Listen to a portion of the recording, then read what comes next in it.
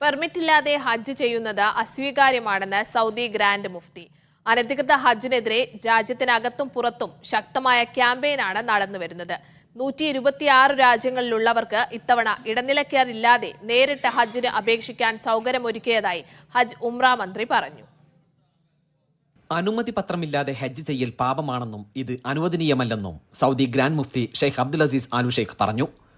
കുത്തിവെപ്പ് ഉൾപ്പെടെ ആവശ്യമായ പ്രതിരോധ സുരക്ഷാ നിർദ്ദേശങ്ങൾ എല്ലാവരും പാലിക്കണമെന്നും അദ്ദേഹം ആവശ്യപ്പെട്ടു. ലോകത്തിന്റെ വിവിധ ഭാഗങ്ങളിൽ നിന്നായി 12 ലക്ഷത്തോളം തീർത്ഥാടകർ ഇതുവരെ പുണ്യഭൂമിയിലെത്തി. എല്ലാ തീർത്ഥാടകർക്കും മികച്ച സേവനം ഉറപ്പാക്കുന്നതിന് നിയന്ത്രണങ്ങളും നിർദ്ദേശങ്ങളും എല്ലാവരും കർശനമായും പാലിക്കണമെന്ന് ഹജ്ജ് ഉംറ മന്ത്രി ഡോക്ടർ തൗഫീഖ് അൽ റബിയ പറഞ്ഞു. ഹജ്ജിനെ കുറിച്ചുള്ള വ്യാജ പ്രചരണങ്ങൾ, ഇലക്ട്രോണിക് തട്ടിപ്പുകൾ എന്നിവയ്ക്കെതിരെ ആഗോളതലത്തിൽ 20-ലധികം രാജ്യങ്ങളിൽ അന്താരാഷ്ട്ര ക്യാമ്പയിൻ ആരംഭിച്ചിട്ടുണ്ട്. കൂടാതെ അനുമതിയില്ലാതെ ഹജ്ജ് പാടില്ല എന്ന തലക്കെട്ടിൽ ആഭ്യന്തര മന്ത്രാലയത്തിന് കീഴിൽ രാജ്യത്തിനകത്തും ശക്തമായ ക്യാമ്പയിൻ നടന്നു വരുന്നുണ്ട്.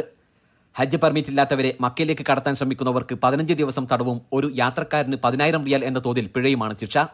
കൂടാതെ വാഹനം കണ്ടുകെട്ടുകയും പ്രവാസികളെ ശിക്ഷാ കാലാവധിക്ക് ശേഷം നാട് കടത്തുകയും ചെയ്യും. വ്യാജമായി നുസ്ക് ഹജ്ജ് കാർഡ് നിർമ്മിച്ച് വിതരണം ചെയ്തിരുന്ന 4 വിദേശികളെ കഴിഞ്ഞ ദിവസം മക്കയിൽ അറസ്റ്റ് ചെയ്തിരുന്നു. ഇത്തരം തട്ടിപ്പു സംഘങ്ങളെ സൂക്ഷിക്കണമെന്നും അധികൃതർ മുന്നറിയിപ്പ് നൽകി.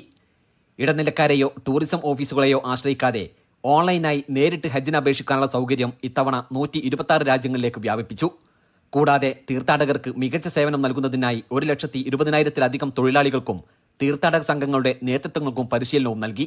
ഇതിനായി രാജ്യത്തിനകത്ത് 2,500-ലധികവും അന്താരാഷ്ട്ര തലങ്ങളിൽ 10-ലധികവും പരിശീലന ശില്പശാലകൾ നടത്തിയതായും ഹജ്ജ് ഉംറ മന്ത്രി ഡോക്ടർ തൗഫീഖ് അൽ റബിയ പറഞ്ഞു.